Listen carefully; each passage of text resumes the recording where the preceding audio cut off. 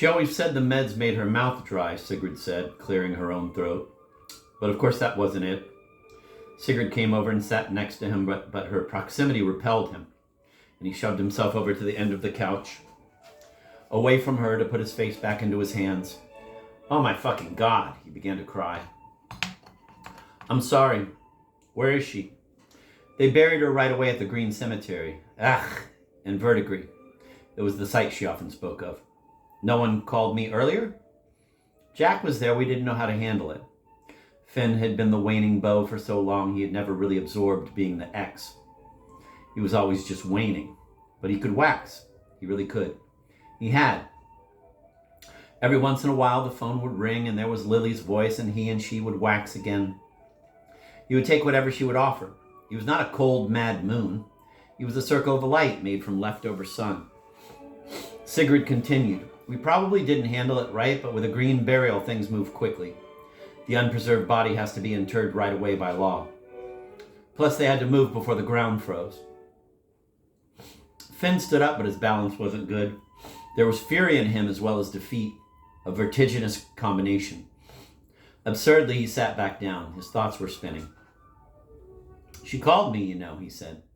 Sigrid scooted closer. He leaned forward on the couch. He picked up a magazine and put it back down. Is the rest of the book group coming? No, not tonight. Oh yeah, that's right, he continued feigned alliance with Sigrid. His continued feigned alliance with Sigrid was purely tactical. You and Lily were never on the same page at the same time, she said. What was she talking about? He then remembered others did not see his and Lily's as a mutual love, and why would they? There were too many jealous bumps, sudden disappearances, pointed rebukes. No one saw theirs as the passion that it was. It looked like weariness and defeat, and sometimes it was, but it was weariness and defeat as attachment. It was passionate peace, adoration gone awry and away, then returned, love in the armistice, which one never had without a little war. Finn and Lily's love was a shared secret, though shared secret was one of those phrases that also meant its opposite, like cleave or overlook. No one seemed to have seen what he had seen, or known what he had known, that he and Lily were water birds who'd mated for life, and yet often conducted their lives separately in another part of the meadow or the pond. Though in their case, the secret lives were not the secret part. The mating for life was the luminous and unguessed at part. Were he and Lily not one person split in two? Kind of. Their oneness was daily and miraculous, but out of view. There was separateness, but also the yearning of two halves trying to return.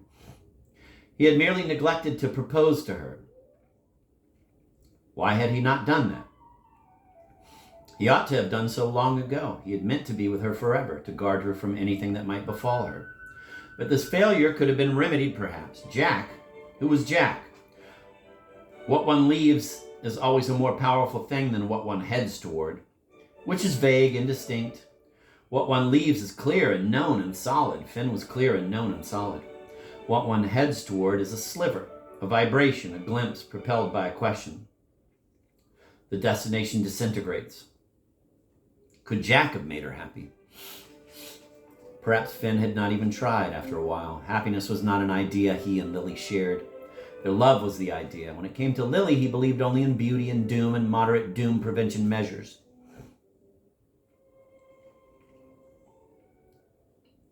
He disliked Sigrid's overconfident assertions they could entrap and encircle him if he did not resist. He tried to stay calm. Different pages. These are perhaps the metaphors of the book club. You two had something, I realized that, but it wasn't enough. You were almost never in harmony. She and Jack did a little better, but also not enough. He would not have it that he knew Lily less well than others, or that he did less well than others such as Jack. He would not accept that Lily had somehow duped him, because she had not duped him. He had understood her, and he would not allow anyone to think that he and Lily were somehow a sham couple cooked up on the afternoon cooking show of his mind.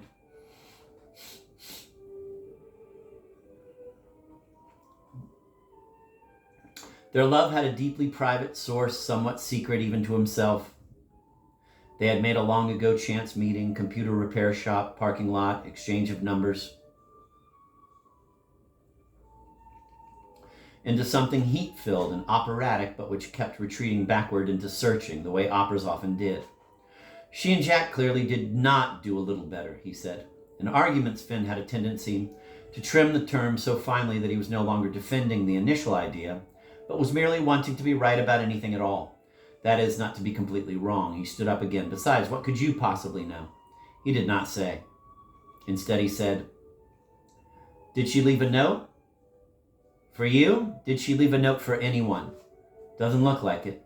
The "for you" seemed unnecessarily cruel. Sigrid stood too and began petting his sleeve. Was she trying to hug him in consolation? Was she flirting with him again?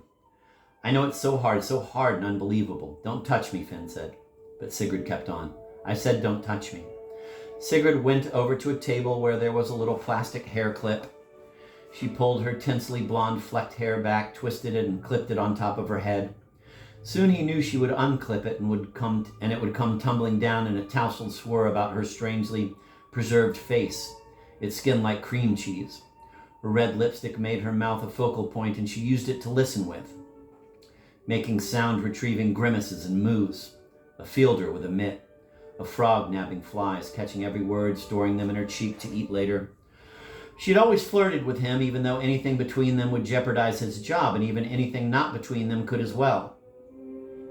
If vindictively she turned her spousal power Finn's way, and when last year he'd asked her repeatedly to stop her flirtations, she finally wrote Finn an email that said, "Never mind, I prefer my husband. He at least puts his cards on the table."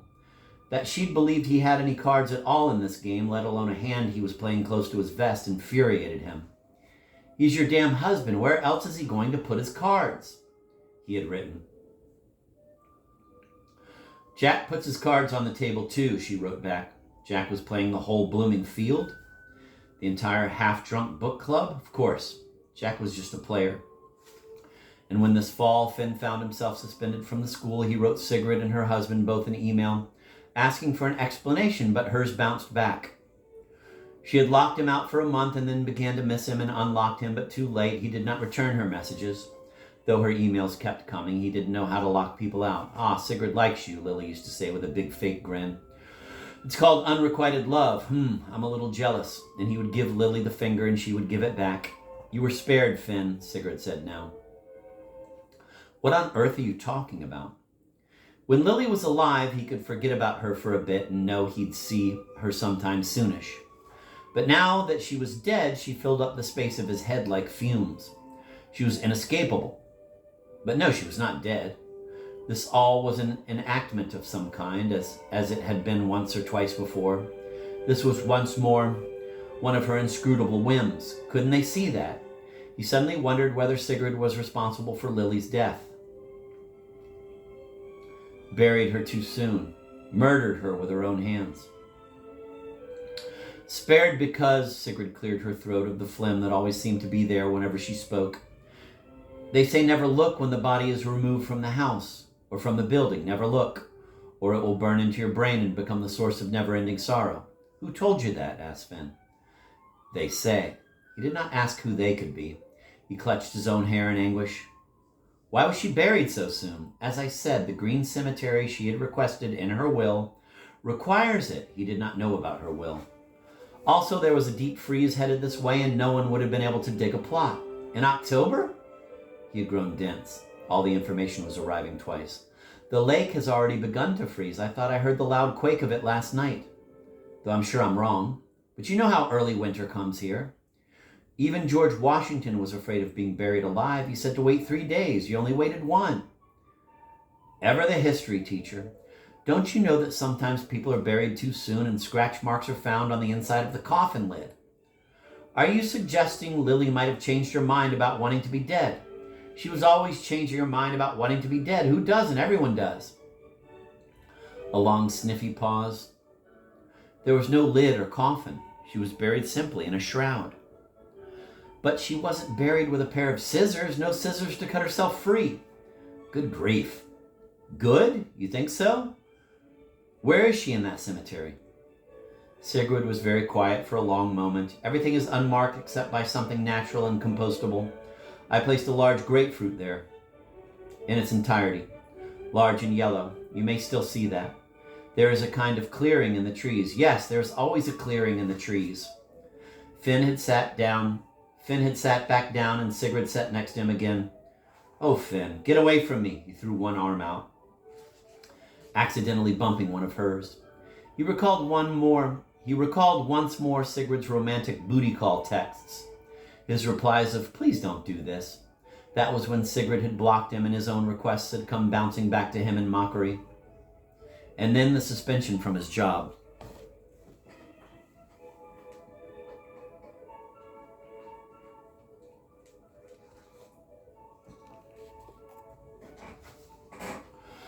Now she glared at him. Her channel had switched. Her mouth was hard and choppy. Half of it was in a weird comma.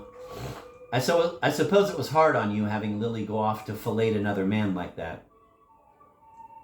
Finn pressed his hands together, a cross between applause and a prayer. He stared at her eyes, which had gone fidgety. "Is this a Latin class?" he asked. She tilted her head. "I'm going to make us some tea. Would you like caffeine or no caffeine? Lemon?" He did not answer. Sigrid continued, hesitating before getting up and turning toward the kitchen. "Lily's not your own invention," she said. "She's not a character in a play you yourself have thought up." He stood abruptly and left.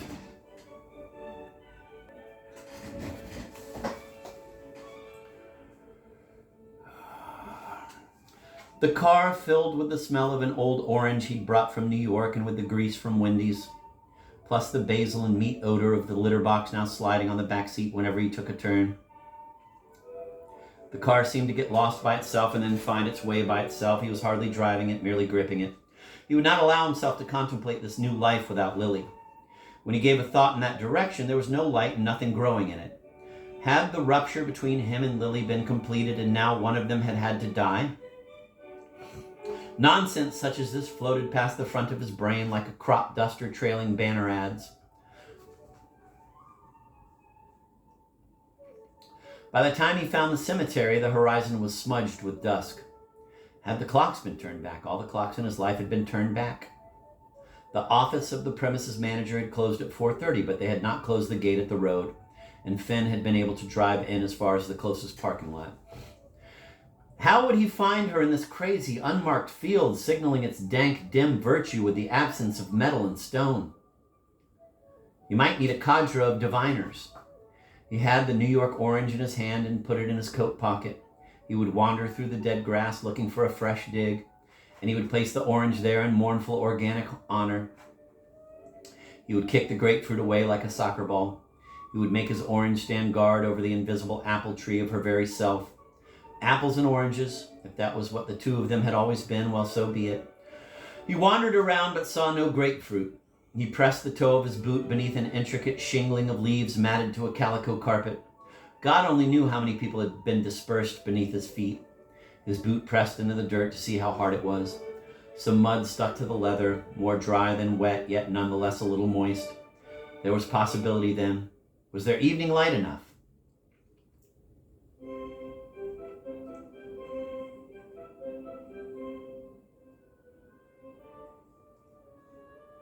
The moon, which had wandered along the path of the absconding sun, had its hiddenness revealed. The moon, which had wandered along the path of the absconding sun, had its hiddenness revealed, floating behind the autumn clouds, then in front, as if dodging a searcher with a searchlight. There was some rustling of leaves behind him. He heard a voice say, "I was hoping you'd get here soon." He felt his heart suddenly pound in his ears. What rueful ruse is this?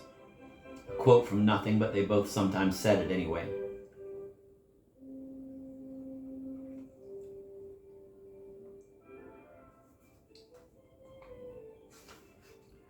And so he said it now like a password, or perhaps a security question like one's first pet or one's mother's maiden name. Except it came out as simply, "What?" Terrible pain flew up in him and spun him. There was Lily standing in the dead fleabane, holding a large grapefruit like a globe, her shroud draped around her, a cocooning, filthy gown. She seemed to have emerged from a mist that still swirled about her feet. Beneath the shroud she wore some institutional white pajamas. In her familiar stance, but at a list, or had he cocked his own head, she appeared briefly off balance, waving like a lamprey or a balloon boy at a car dealership. She still had the proud, fabulous guesswork of a tree to match the rose gold apple hue of her hair. Deliberate, undone. Crazed death had not yet made a stranger of her.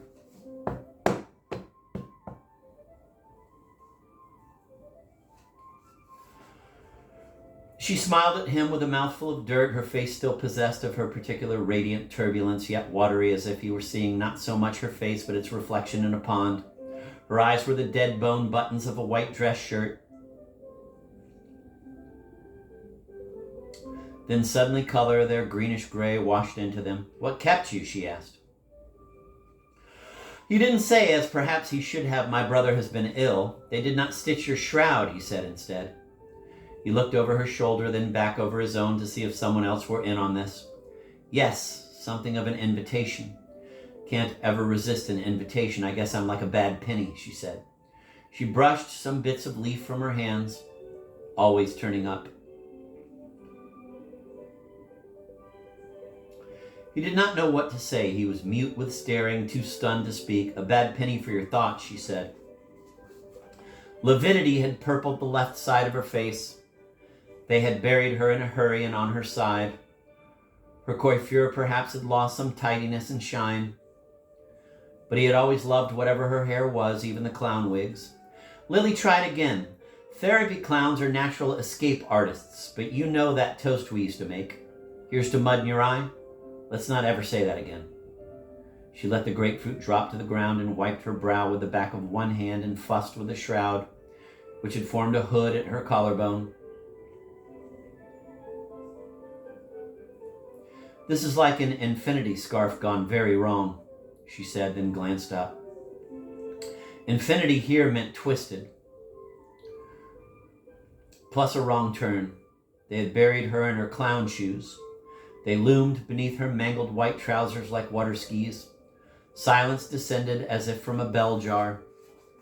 "I suppose there should be a howling wind?" Finn cleared his throat. "I think there is one. But the air barely moved. Leaves scuttled slowly like crabs across the other leaves."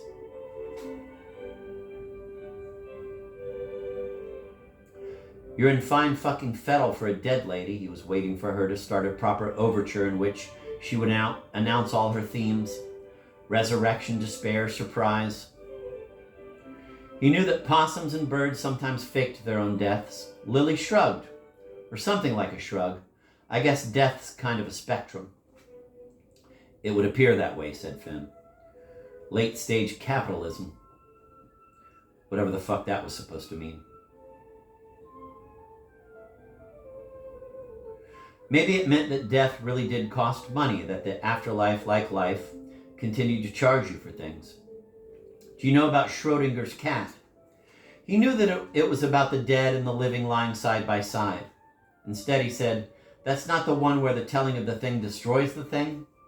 "No, cats aren't much bothered by that." "Are you trying to tell me that you're a thought experiment?" "Oh, Finn, you always knew that." Again, like a tree in wind, her utterances were the thumps of falling apples. "Did you think I had forgotten you?" she asked. "No." He had no idea what he thought. Everything seemed scrambled and unstable. He studied the hieroglyphs of her eyes, which still had something like unworried worry in them, blinking like a warning that was also a party light. Her man Jack had not managed to cast all the vexation out. There was still plenty left for everyone else.